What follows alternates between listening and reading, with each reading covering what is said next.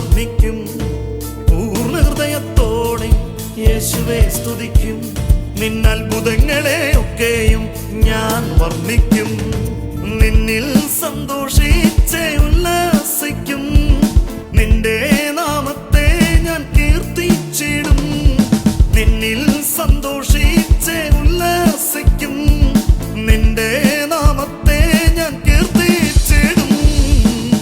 അത്യുന്നതനായുള്ളോവേ, സിയോനിൽ വസിക്കുന്നോരെ, രാജാതിരാജാവായോനെ, നിൻ നാമം വാഴ്ത്തപ്പെടട്ടെ.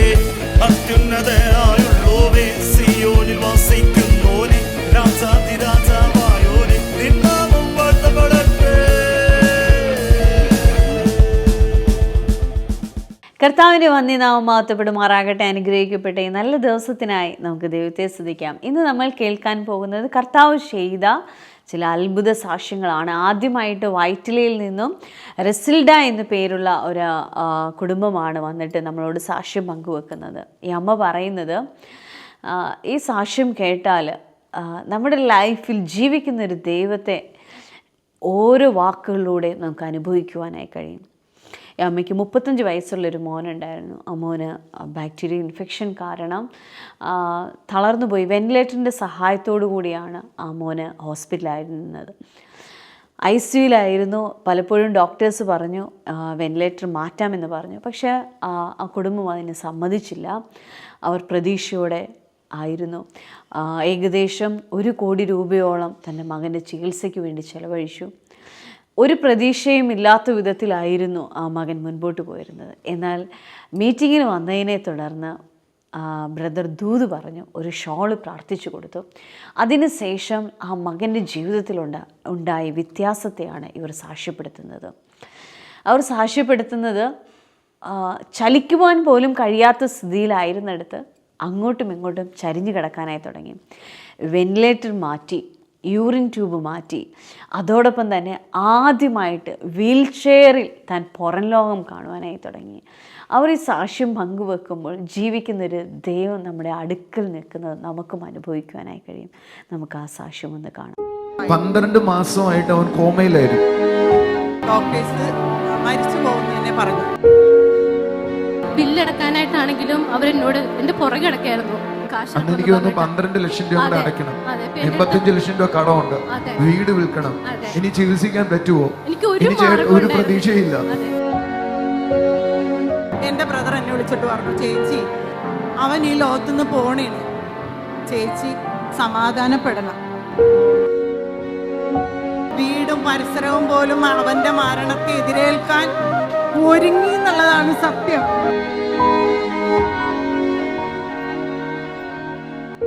ഷോൾ ആ മോന്റെ മേൽ വിടുമ്പോ ഇന്ന് രാത്രി മുതൽ വെന്റിലേറ്റർ സപ്പോർട്ട് ഇല്ലാതെ അവൻ ബ്രീത്ത് ചെയ്യാൻ തുടങ്ങട്ടെ.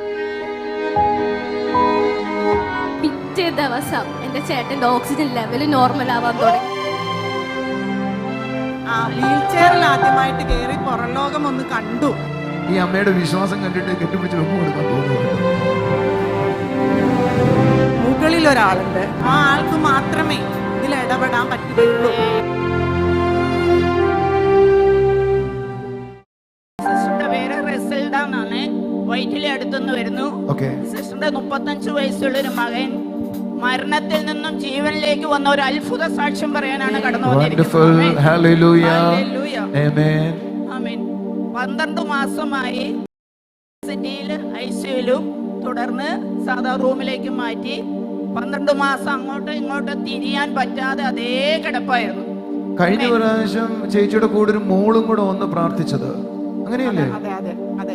അന്ന് ബോധമില്ലാതെ കിടക്കുമെന്ന് ഒരു കർച്ചീഫ് പ്ലസ് ചെയ്ത് ബ്രദറിന് തന്നിട്ടുണ്ട്. ഇത് ഭയങ്കരമായിട്ടോ. 12 മാസം. നിങ്ങൾ ആരെങ്കിലും ഈ ചേച്ചിക്ക് വേണ്ടി പ്രാർത്ഥിക്കുമ്പോൾ ഉണ്ടായിരുന്ന കാര്യങ്ങൾ ഉയർത്തി കാണിച്ചേ. ഭയങ്കരമായത് ഭയങ്കരമാണ്. ഒരു വർഷമായി ഏതാണ്ട് 1 കോടി രൂപയോളം.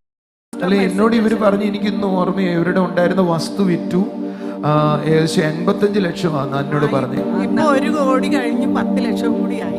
എന്നോട് പറഞ്ഞു അന്ന് 85. 1 മാസം മുമ്പ് എന്നോട് പറഞ്ഞ് 85 ലക്ഷം രൂപ ചെലവാക്കി.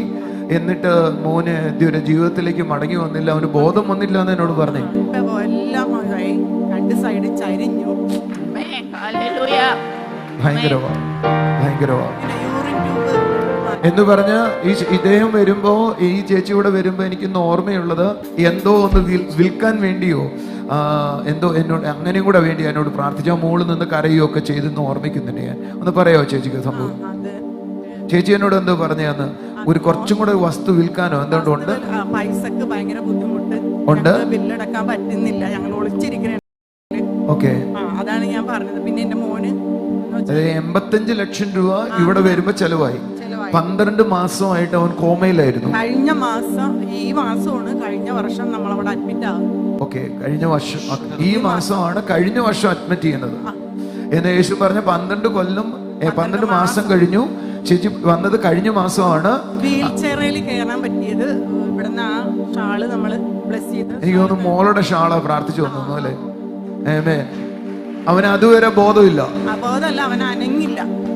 നിങ്ങളൊന്ന് ചിന്തിക്കാവോ നിങ്ങൾക്ക്? 12 മാസം അവൻ ബോധമില്ലാതെ കിടന്നു, കോമ സ്റ്റേജിലായിരുന്നു. 12 മാസം.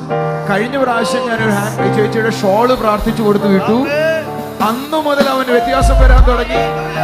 12 മാസത്തിന് ശേഷം 1 കോടി രൂപയോളം ചെലവായി. മോൻ ഹോസ്പിറ്റലിൽ കിടക്കുക, ഒരു സൈഡിൽ ഇൻഫെക്ഷൻ ആയിപ്പോയി. ഇവിടെ ഒരു ഹാൻഡ് കർച്ചീഫ് ഉണ്ടോ മുള്ളയില്? എടുത്ത് ഇതായാലും മതി. ഈ ഷോളിതാ, ഞാൻ പ്രാർത്ഥിച്ചു വരുക. ചേട്ടനെ മേൽ കൊണ്ടുവയ്ക്കണം, എന്നിട്ട് പ്രാർത്ഥിക്കണം. നിങ്ങളൊന്ന് പ്രാർത്ഥിച്ചേ. കിടക്കുകയുള്ള ഇദ്ദേഹത്തിൻ്റെ മോൻ ഒരു ഇൻഫെക്ഷൻ ആയതാ. വെന്റിലേറ്റർ സപ്പോർട്ടിൽ എപ്പോഴും കിടക്കുന്നത്. 1 കോടി രൂപ ഇപ്പോൾ ചിലവായി. ഇപ്പോൾ ഇവരെല്ലാം കടത്തി മുങ്ങിയിരിക്കുക. ഇപ്പോൾ വെന്റിലേറ്റർ ഇല്ലാതെ രാത്രി ശ്വസിക്കാൻ ഒക്കത്തില്ല. നമ്മളിന്ന് പ്രാർത്ഥിക്കുന്നത് ആ മോനെ ഇന്നൊരു അത്ഭുതം സംഭവിക്കണം. എല്ലാ കരമൊന്ന് ഉയർത്തി, ഇരിക്കുന്നവരെല്ലാം എഴുന്നേറ്റ് തന്നെ ഈ മോന് വേണ്ടി ഒന്ന് പ്രാർത്ഥിച്ച്. റാം ധനു റാസ്കിലോ റീബന ബ്ലേഥുറു റാസിക്കില നറോസു കാൽക്കറാബ. അപ്പാ ഈ അമ്മയുടെ സങ്കടം നീ കാണുന്നുണ്ട്. ഇവർ കർത്താവിൽ ആശ്രയിച്ചിരിക്കുക. അവരുടെ കിടപ്പാടം വിറ്റ് ആ മോനെ ചികിത്സിച്ചു. ഇതുവരെയും അവന് സൗഖ്യമായില്ല.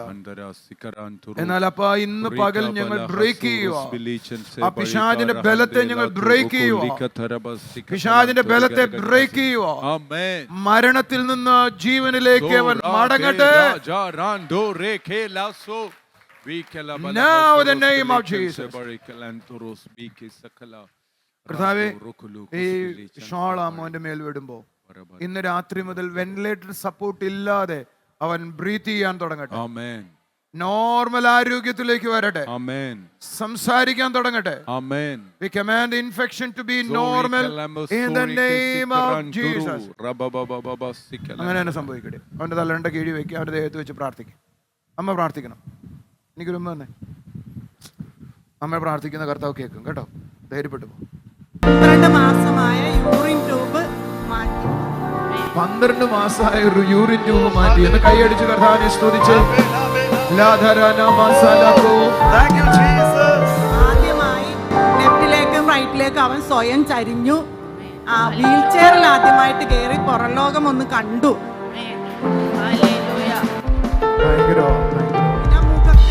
മുഖത്തെ രൂപം, അവൻ കണ്ണാടി നോക്കിയാൽ എന്തായിരിക്കും അവന്റെ അവസ്ഥയെന്ന് ഓർത്തു. പക്ഷെ മുഖത്തെ ഭാവം മാറി, പഴയ അവസ്ഥയിലേക്ക്.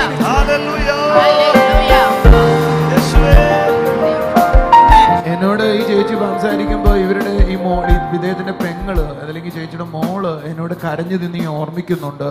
അവള് പറയുന്ന ബ്രദറെ 5 പൈസ ഞങ്ങളുടെ ഇല്ല, അന്ന് 12 ലക്ഷം രൂപ എങ്ങാണ്ട് അടയ്ക്കണം എന്നങ്ങോട്ട് എന്നോട് പറഞ്ഞു. എനിക്കിതെല്ലാം തലയിലുണ്ട്. ഞങ്ങൾ പോകുന്ന വഴിയിൽ കൂടെ ഈ കാര്യം പറഞ്ഞ് പ്രാർത്ഥിച്ചു കേട്ടോ. കാരണം ഇത് കേട്ടിട്ട് നമുക്ക് ഭയാനക തോന്നുന്നു. 12 മാസം ഹോസ്പിറ്റലിൽ ഒരാള് അബോധാവസ്ഥയിൽ കിടക്കുന്ന ഒരാളെ ചികിത്സിക്കുക എന്ന് പറഞ്ഞാൽ ചിന്തിക്കാൻ പറ്റത്തില്ല. ഈ ഹാൻഡ് കർച്ചീഫ് വെച്ചിട്ട് അതേ തിരിച്ചു വന്നെന്ന് പറയുന്നത് it is amazing.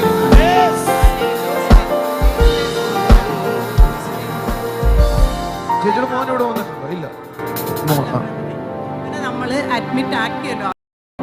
അപ്പൊ ഡോക്ടേഴ്സ് മരിച്ചു പോകുന്നതിനെ പറഞ്ഞു. 4 മണിക്കൂറേ ഉള്ളൂ, മരിച്ചു പോകും. പക്ഷെ ഇവൻ അവിടെ ചെല്ലുമ്പോ ഇവന് വേറെ നമ്മൾ വൈറ്റിലെ വെല്ലാണ് അങ്ങനെ കൊണ്ടുപോകും. പക്ഷെ ഞാൻ അവിടെ വൽക്കേരി കാണിച്ച ഡോക്ടർ നല്ലൊരു കർത്താവിനെ വിശ്വസിക്കുന്ന നല്ലൊരു ഡോക്ടറായിരുന്നു. ആ ഡോക്ടർ ഇറങ്ങാൻ നേരത്തെ എന്നോട് പറഞ്ഞു, നിങ്ങൾ ഏത് വലിയ ഹോസ്പിറ്റലിൽ കൊണ്ടുപോയാലും മുകളിൽ ഒരാളുണ്ട്. ഓക്കെ. ഹല്ലേലൂയ. ആ ആൾക്ക് മാത്രമേ ഇതിൽ ഇടപെടാൻ പറ്റുകയുള്ളൂ എന്നൊരു വാക്ക് എന്നോട് പറഞ്ഞായിരുന്നു. Okay. പക്ഷെ അവിടെ ന്യൂറോ സർജൻ ഇല്ലായിരുന്നു. ഞങ്ങൾ ഇവിടെ കൊണ്ടുവന്നിട്ട് മരിച്ചു പോകും. അപ്പോൾ അമ്മയ്ക്കൊരു ക്ലാസ് തന്നെ ഡോക്ടേഴ്സിന് നമ്മളത് ഉൾക്കൊള്ളണമല്ലോ.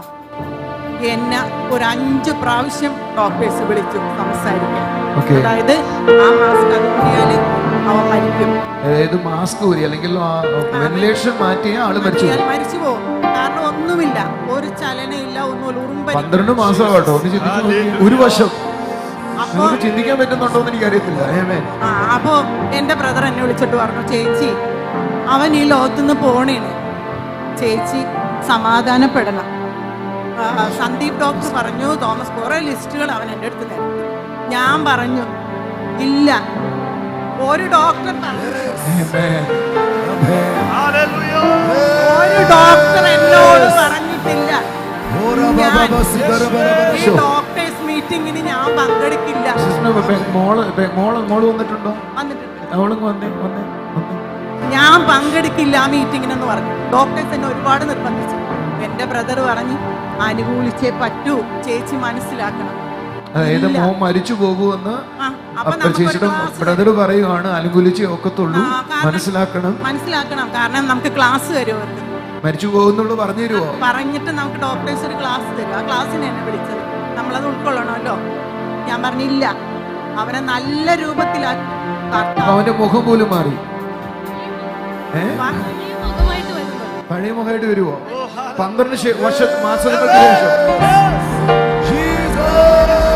കൈയടിച്ചൊരു ആമേൻ പറഞ്ഞു.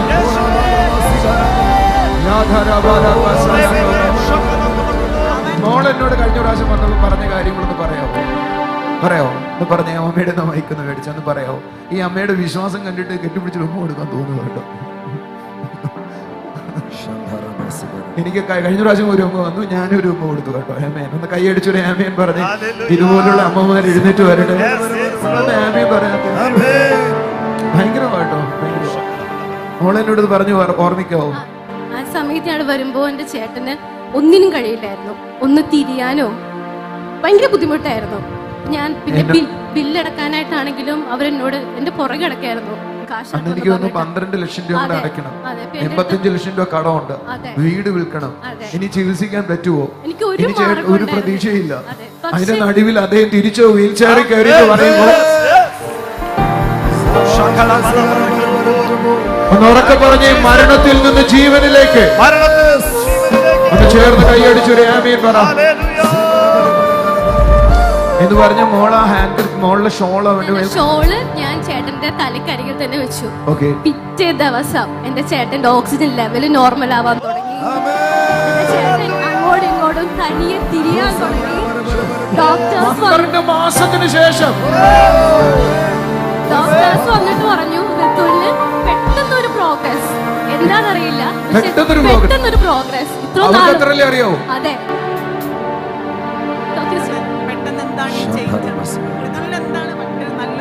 നല്ലൊരു ചേഞ്ച് എന്ന് പറഞ്ഞ ആ ഹാൻകർചീഫ് ആ ഐസി യൂണിറ്റിന്റെ അടിയിൽ വെച്ചതിന് ശേഷം പിറ്റേ ദിവസം അയാളെ ശ്വാസം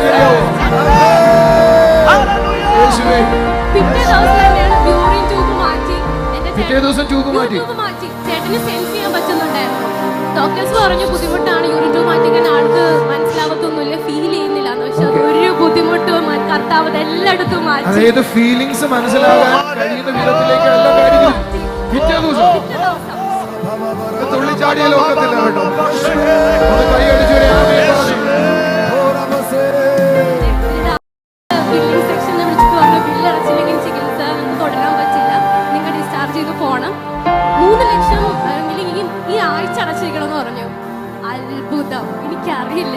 ഒരു ബാങ്കിൽ നിന്ന് ഒരു ചോയ്സിനകത്ത് ബാങ്കിൽ നിന്ന് 3 lakhs, കറക്റ്റ് 3 lakhs ഞങ്ങൾക്ക് കിട്ടി. എനിക്കതുകൊണ്ട് അടക്കാൻ സാധിച്ചു. ചികിത്സ മുന്നോട്ട് പോയി. കൈയടിച്ച് കർത്താവിനെ സ്തുതിച്ച് ഡോക്ടേഴ്സ് ചെയ്യുന്ന കാര്യങ്ങളെല്ലാം ചെയ്യട്ടെ.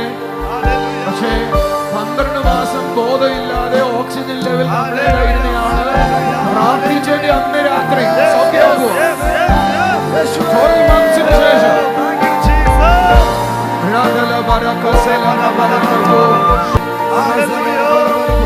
എന്റെ മകൻ ഇരിക്കുന്ന ആ നേരത്ത് ഞാൻ യൂട്യൂബിൽ, അന്ന് ഞാൻ ഇതിൽ പങ്കെടുത്തിട്ടില്ല, ചർച്ചിൽ വന്ന് തുടങ്ങിയിട്ടുണ്ടായിരുന്നില്ല കഴിഞ്ഞ മെയില്. പക്ഷേ ഞാൻ ബ്രദറിന്റെ യൂട്യൂബിൽ പങ്കെടുത്തുകൊണ്ടേയിരിക്കണേയിരുന്നു. ദൈവം എന്നോട് ആവശ്യപ്പെട്ട പോലെ ഞാൻ പ്രാർത്ഥിച്ചുകൊണ്ടേയിരുന്നു. വചനം മാത്രം എടുത്ത് വെച്ച് ഞാൻ അമ്മ ഈ യൂട്യൂബിലെ പ്രോഗ്രാം യാദൃശ്ചികമായിട്ട് ഞാൻ എടുത്തതാ. അന്ന് ഒരു മാസം മുമ്പ് അയാളും നമ്മൾ കഴിഞ്ഞ വർഷം അവിടെ അഡ്മിറ്റ് ആയ നേരത്ത്, പക്ഷെ നമുക്ക് എപ്പോഴും നോക്കാൻ പറ്റില്ലല്ലോ. അഡ്മിറ്റ് ആയ സമയത്ത് ഒരാൾ എന്നോട് പറഞ്ഞിട്ടുണ്ടായിരുന്നു. അപ്പൊ ഞാൻ അത് ട്രിവാൻഡ്രത്ത് ബ്രദറിന്റെ അറ്റൻഡ് ചെയ്ത ആളായിരുന്നു. പക്ഷെ അയാളെ ഞാൻ പിന്നെ കണ്ടില്ല. ഞാൻ ആ പ്രാർത്ഥന തുടർന്നപ്പോ എപ്പോഴും മൊബൈലിൽ നോക്കണം. ഞാൻ വേഗം വചനം മാത്രമേ കൈയടിച്ച് സ്തുതിച്ച് അഡ്മിറ്റ് സമയത്ത് കണ്ടതാണ്. കഴിഞ്ഞ മാസമാണ് വന്നത്. 12 മാസങ്ങൾക്ക് ശേഷം ഒരു നവജീവൻ. 12 മാസം അബോധാവസ്ഥയിൽ കടന്നയാള് കഴിഞ്ഞ മാസം പ്രാർത്ഥിച്ച അന്നു മുതൽ സുബോധത്തിലേക്ക് തിരിച്ചു വന്നു. യേശു ചെയ്ത നന്മയ്ക്ക് നന്ദി. കൈയടിച്ച് കർത്താവിനെ സ്തുതിച്ച് ഇവ മരിച്ചു പോകുമെന്ന് പറഞ്ഞെങ്കിലും മീറ്റിംഗ് വെച്ചെങ്കിലും ഞാൻ അറ്റൻഡ് ചെയ്തില്ല. വീടും പരിസരവും പോലും അവന്റെ മരണത്തെ എതിരേൽക്കാൻ ഒരുങ്ങി എന്നുള്ളതാണ് സത്യം. പക്ഷെ എന്റെ മകൻ വചനത്താൽ സൗഖ്യപ്പെട്ടു. ലാസറിനെ ഉയർപ്പിച്ച പോലെ 1.5 മാസങ്ങൾക്ക് ശേഷം എന്റെ മകൻ കണ്ണു തുറന്നു. എന്റെ മകളെ വിളിച്ചപ്പോ അകത്ത് നിന്നൊരു ഞരക്കം കേട്ടു. അവിടെ നിന്ന് അവൻ ഡോക്ടറെ കണ്ടപ്പോൾ ഈ കൈ തമ്പെടുത്ത് ഇങ്ങനെ കാണിച്ചു. അത് യൂട്യൂബിലൂടെ മാത്രമേ, ഞാൻ അന്ന് ചർച്ചിൽ വന്നിട്ടുണ്ടായിരുന്നില്ല. അവിടെ തുടങ്ങിയ അത്ഭുതമാണ്. കൈയടിച്ച് കർത്താവിനെ സ്തുതിച്ച്. ഇത് മനുഷ്യരാൽ അസാധ്യമാണ്, എന്റെ ദൈവത്താൽ സാധ്യമാണ്. ആ കൈകളൊന്ന് അടിച്ച് കർത്താവിനെ സ്തുതിച്ചു. നന്ദി പറഞ്ഞു യേശുവേ, നന്ദി പറഞ്ഞു. നന്ദി യേശുവേ, നന്ദി യേശുവേ, നന്ദി യേശുവേ, നന്ദി യേശുവേ. Thank you very much. സന്തോഷത്തോടെ മടങ്ങിയാണ്ട് ഇത് കേട്ടിട്ട് തന്നെ നമുക്ക് വലിയ കാര്യം തോന്നുന്നേ. ഇപ്പോൾ യൂട്യൂബിൽ കാണുന്ന ആരെങ്കിലും തന്റെ കുടുംബങ്ങളിലെ മരണാസന്നമായി കിടക്കുന്നുണ്ടെങ്കിൽ ഒരു കർത്താവ് ഇന്ന് ജീവിക്കുന്നു. അവന്റെ പേര് അത്ഭുത മന്ത്രി എന്നാണ്. അവൻ ഇന്നും അത്ഭുതങ്ങളെ ചെയ്യുന്നു. ഇന്നും അവൻ വീര്യപ്രവർത്തികളെ ചെയ്യുന്നു. ഇപ്പോൾ നിങ്ങൾ വിശ്വസിച്ചോട് പ്രാർത്ഥിച്ചാൽ മരണത്തിൽ നിന്ന് ചിലരും കൂടെ തിരിച്ചു വരട്ടെ. ഈ സാക്ഷ്യം നമ്മുടെ ജീവിതത്തോട് തന്നെയാണ് സംസാരിക്കുന്നത്. ഒരിക്കലും പ്രതീക്ഷിക്കാൻ കഴിയത്തില്ല എന്ന് പറയുന്നിടത്ത് പ്രതീക്ഷയുടെ ജീവിക്കുന്നൊരു ദൈവത്തെ അനുഭവിക്കാൻ കഴിയുന്ന, ഇതുവരെ അനുഭവിക്കാത്തൊരു യാഥാർത്ഥ്യത്തിലേക്ക് വരുന്നത് പോലത്തെ അനുഭവം നിങ്ങളുടെ ലൈഫിലും ഇങ്ങനെ ചില സാഹചര്യങ്ങൾ നിങ്ങളായിരിക്കുന്നുവെങ്കിൽ ജീവിക്കുന്നൊരു ദൈവത്തെ മുറുകെ പിടിച്ചാട്ടെ. ജീവിക്കുന്നൊരു ദൈവത്തെ മുറുകെ പിടിച്ചാട്ടെ. ഏകദേശം 1 കോടി രൂപയോളം ചിലവാക്കിയിട്ടും ഒന്ന് ചലിപ്പിക്കാൻ പോലും കഴിയാത്ത സ്ഥിതിയിലായിരുന്നിടത്ത് എൻ്റെ ദൈവത്തിൻ്റെ സാന്നിധ്യം ആ മകന് മേൽ ചലിച്ചപ്പോൾ ആ മകൻ്റെ കോശങ്ങൾക്ക്, നാഡീനരമ്പുകൾക്ക് വ്യത്യാസം വന്നു. നിങ്ങളുടെ ലൈഫിനെയും മാറ്റുവാൻ, നമ്മളുടെ ഓരോരുത്തരുടെയും ജീവിതത്തിൽ ദൈവത്തിനൊരു നിമിഷം മതി ചിലത് ചെയ്തെടുക്കുവാൻ. വിശ്വാസത്തോടെ നമുക്കായിരിക്കാം. ഒരു നിമിഷം ഒന്ന് പ്രാർത്ഥിച്ചാട്ടെ. ഇതേപോലെ കിടക്കയിലായിരിക്കുന്നവരുണ്ടോ നിങ്ങളുടെ വീട്ടിൽ? അല്ല, നിങ്ങൾക്ക് പരിചയമുള്ള ആരെങ്കിലും ഉണ്ടോ? ഇനി ഒരു മടങ്ങി വരവില്ല എന്ന് ചിന്തിക്കുന്ന ആരെങ്കിലും ഉണ്ടോ? അവർ ദേഹത്തോട്ടൊന്ന് കൈവച്ചാട്ടെ. അപ്പാ, ഞങ്ങളെ കാണുന്ന കുടുംബങ്ങളിൽ ദൈവത്തിൻ്റെ അത്ഭുത കരം ചലിക്കണം അപ്പാ. യേശുവേ, സ്വർഗം ചലിക്കുന്നത് ഞങ്ങൾക്ക് കാണാൻ കഴിയണമപ്പാ. അവർ ജീവിതത്തിലേക്ക് മടങ്ങി വരുന്നത് ഞങ്ങൾക്ക് കാണാൻ കഴിയണമപ്പാ. അവിടുന്ന് ചെയ്യുന്ന അത്ഭുതങ്ങൾക്കായി നന്ദി പറയുന്നു. Thank you Jesus, thank you Jesus. അടുത്തതായിട്ട് സാക്ഷ്യം പങ്കുവെക്കുന്നത് നായരമ്പലത്തിൽ നിന്നും അനീഷ എന്ന പേരുള്ള സിസ്റ്ററാണ്. സിസ്റ്റർ പറയുന്നത് 13 വർഷത്തോളമായിട്ട് തങ്ങൾക്ക് കുഞ്ഞുങ്ങളില്ലായിരുന്നു. ഒത്തിരി ചികിത്സ ചെയ്തു, പക്ഷെ അതിലൊന്നും ഒരു ഫലമുണ്ടായില്ല. എന്നാൽ കർത്താവ് അവർക്കൊരു കുഞ്ഞിനെ കൊടുക്കുവാനിടയായി. അതോടൊപ്പം തന്നെ അവർ പറയുന്നത് ഷെഡിലായിരുന്നു താമസിച്ചിരുന്നത്, എന്നാൽ മനോഹരമായൊരു വീട് കൊടുത്തു എന്നാണ്. നമുക്ക് ആ സാക്ഷ്യം ഒന്ന് കാണാം.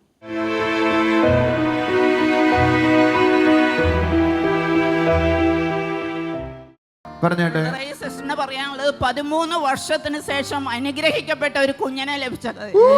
ഹല്ലേലൂയ. എനിക്ക് തോന്നുന്നു നമുക്ക് എറണാകുളം മീറ്റിംഗിൽ കുഞ്ഞുങ്ങളില്ലാത്തൊരു സാക്ഷ്യം അല്ലെങ്കിൽ കുഞ്ഞുങ്ങളുണ്ടായൊരു സാക്ഷ്യം ഇല്ലാത്തൊരു മീറ്റിംഗ് ഇല്ലെന്ന രസം. എല്ലാ മീറ്റിങ്ങിനും ഉണ്ട്. നമുക്ക് തിരുവല്ല ഉണ്ടായിരുന്നു, എറണാകുളത്തും ഉണ്ടായിരുന്നു. 13 കൊല്ലത്തിന് ശേഷം ഒരു കുഞ്ഞിനെ ലഭിച്ചു. ഇവിടെ വന്ന് ബ്രദർ ദൂത് പറഞ്ഞു 2018 ദൂത് പറഞ്ഞു. ഇപ്പൊ കൊച്ചു വലുതായി. ഒന്ന് കൈയടിച്ച് കർത്താവിനെ സ്തുതിച്ച്. 2018 ടൗൺ ഹാളിൽ മീറ്റിംഗിൽ വെച്ച് ബ്രദർ അങ്ങോട്ട് ദൂത് പറഞ്ഞാണ് നിങ്ങൾക്ക് ഒരു ആൺകുഞ്ഞിനെ ലഭിക്കുന്നു. ഒരു ആൺകുഞ്ഞിനായിട്ട് മടിയിലിരിക്കുക. കൈയടിച്ച് കർത്താവിനെ സ്തുതിച്ച്. 2022 അവർക്കൊരു ആൺകുഞ്ഞിനെ ലഭിച്ചു. ആമേൻ. അതുപോലെ തന്നെ മറ്റൊരു സാക്ഷ്യം, ഇവരൊരു ഷെഡിലായിരുന്നു താമസിച്ചുകൊണ്ടിരുന്നത്. അതുപോലെ ഒരു വീടിന് വേണ്ടി പ്രാർത്ഥിച്ചു. ഇപ്പോൾ നല്ലൊരു ഭവനവും കിട്ടിയെന്നാണ് ഇവർ സാക്ഷ്യപ്പെടുത്തുന്നത്. ഷെഡിലാണ് താമസിച്ചുകൊണ്ടിരുന്നത്, പറയാവോ അതിനെ? അതെ, ഷെഡിലാണ് താമസിച്ചിരുന്നത്. എവിടെ ചേച്ചിയുടെ വീട്? എന്റെ വീട് കടങ്ങല്ലൂര്, ആലുവ. ഷെഡിലായിരുന്നു എന്ന് പറയാൻ മാത്രം എന്തോ? തീരെ കൊച്ചു വീട്ടിലായിരുന്നു. ഒരു തൊഴുത്തായിരുന്നു. അപ്പൊ അതിലാണ് ഞങ്ങൾ താമസിച്ചുകൊണ്ടിരുന്നത്. തൊഴുത്തിലാ താമസിച്ചിരുന്നത്. ഇപ്പൊ യേശുവിനെ അറിഞ്ഞതിന് ശേഷം നല്ല വീട്ടിൽ താമസിക്കാൻ തുടങ്ങി. 13 കൊല്ലം. എന്തായിരുന്നു കുഞ്ഞുങ്ങളുണ്ടാവാനുള്ള തടസ്സം? എന്തായിരുന്നു? ഒരുപാട് കംപ്ലൈന്റ് ഒക്കെ ഉണ്ടായിരുന്നു. തൈറോയ്ഡൊക്കെ ഉണ്ടായിരുന്നു എനിക്ക്. ഓക്കെ. കുഞ്ഞുങ്ങളുണ്ടാകുമ്പോ ചികിത്സിക്കൊക്കെ ചെയ്തായിരുന്നു? അതൊന്നും നടന്നില്ല, ഒന്നും ചെയ്തില്ല. പക്ഷെ കർത്താവ് അത്ഭുതങ്ങളെ ചെയ്തു. ഒന്ന് കൈയടിച്ച് കർത്താവിനെ സ്തുതിച്ച്. 13 കൊല്ലത്തിന് ശേഷം ഒരു കൊച്ചിനെ കിട്ടി.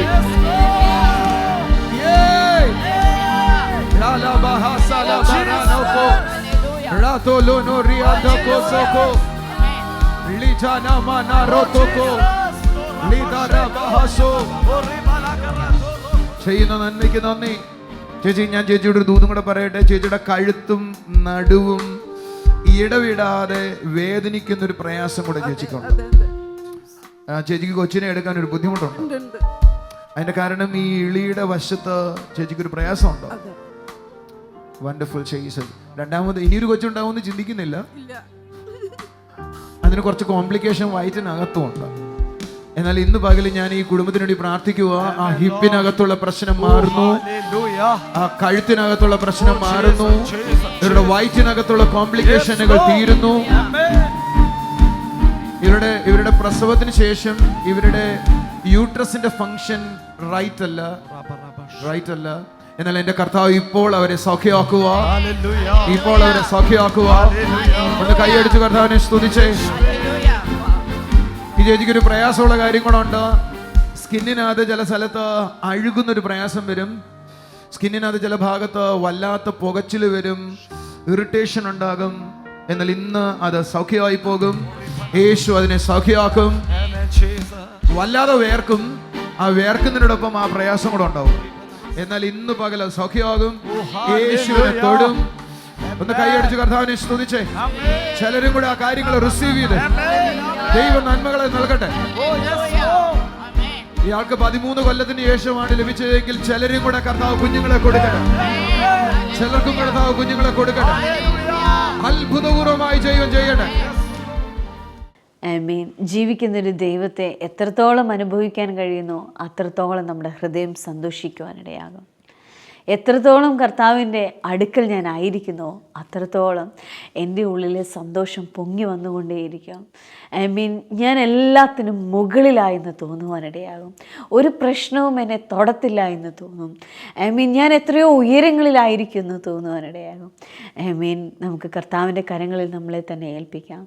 വിശ്വാസത്തോടെ നമുക്ക് ഒരുമിച്ച് പ്രാർത്ഥിക്കാം. കർത്താവെ, ഞങ്ങളെ കാണുന്ന ഓരോ കുടുംബങ്ങളെയും അവിടുത്തെ കരങ്ങളിൽ ഏൽപ്പിക്കുന്ന കർത്താവെ, ആശ്രയിക്കാൻ ഞങ്ങൾക്കൊരു കർത്താവുണ്ട്, ആശ്രയിക്കാൻ ഞങ്ങൾക്കൊരു ദൈവമുണ്ട്. അപ്പോൾ അവിടുത്തെ കരം ഞങ്ങളെ പിടിച്ചിരിക്കാൻ നന്ദി പറയുന്നു. ഒരു പ്രശ്നത്തിനും എന്നെ തൊടാൻ കഴിയത്തില്ല, അല്ല സാധ്യമാകത്തില്ല എന്ന് പറയുന്ന ഏത് കാര്യമാണോ എൻ്റെ മുൻപിലുള്ളത് അതിനെന്നെ ഇല്ലാതാക്കാൻ കഴിയത്തില്ല, അതിനെന്നെ വേദനിപ്പിക്കുവാൻ കഴിയത്തില്ല, പിശാചിൻ്റെ തന്ത്രങ്ങൾക്ക് എന്നെ ഇല്ലാതാക്കുവാൻ കഴിയത്തില്ല. ജീവിക്കുന്നൊരു ദൈവത്തിൻ്റെ അടുക്കലാണ് ഞാനായിരിക്കുന്നത്. അപ്പോൾ ഈ കാണുന്ന കുടുംബങ്ങളിൽ അവിടുത്തെ കരം ചലിക്കണം. അപ്പോൾ തളർന്നു പോയി എന്ന് പറയുന്നവർ ജീവിതത്തിലേക്ക് മടങ്ങി വരട്ടെ. അപ്പോൾ എല്ലാ മേഖലയിലും നശിച്ചു എന്ന് പറയുന്നവർ കർത്താവെ വലിയൊരു ഉയർച്ചയിലേക്ക് വരട്ടെ. അപ്പോൾ മനസ്സുകൊണ്ട് ഇടിഞ്ഞുപോയി നിരാശയിലായി എനിക്കിനി നല്ലൊരു ജീവിതം ഉണ്ടാകത്തില്ല എന്ന് പറയുന്നവർ അപ്പോൾ ക്രിസ്തുവിൽ സന്തോഷിക്കട്ടെ. അപ്പോൾ അവരുടെ സന്തോഷം കർത്താവെ സിയോനിൽ അവർ ആർത്തുലസിക്കുമെന്ന് പറയുന്നത് പോലെ ഇവരുടെ സന്തോഷം ആർക്കും അടക്കുവാൻ കഴിയാത്ത വിധത്തിൽ അത് ആർത്തുലസിക്കുന്നതാകട്ടെ അപ്പാ. യേശുവേ, അവിടുന്ന് ചെയ്യുന്നതിനായി നന്ദി പറയുന്നു. എന്നെ കാണുന്ന ഓരോ കുടുംബങ്ങളെയും അനുഗ്രഹിക്കുന്ന കർത്താവേ, അനുഗ്രഹിക്കുന്ന കർത്താവേ, സ്വർഗീയ പിതാവേ, അവിടുന്ന് ഞങ്ങളുടെ പ്രാർത്ഥന കേട്ടതിനായി സ്തോത്രം. യേശുവിൻ്റെ നാമത്തിൽ തന്നെ ആമേൻ. വലിയ സന്തോഷത്തോടും വലിയ ആർപ്പോടും കൂടെ നമുക്കായിരിക്കാൻ കർത്താവിനോടൊപ്പമാണ് നമ്മളായിരിക്കുന്നത്. കർത്താവ് അനുഗ്രഹിക്കട്ടെ. God bless you.